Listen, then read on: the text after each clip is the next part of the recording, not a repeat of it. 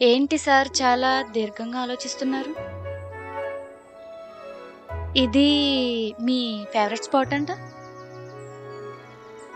ఏంటి అలా చూస్తున్నారు? హా! మీ పిల్ల లవ్ లెటర్స్ రాయట్లేదా?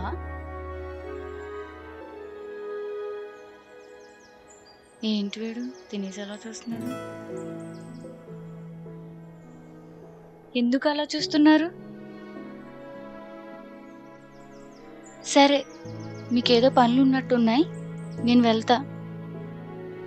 ఈ రోజేంటి వీడు చాలా డిఫరెంట్‌గా ఉన్నాడు. ఓయ్ వెంకటలక్ష్మి,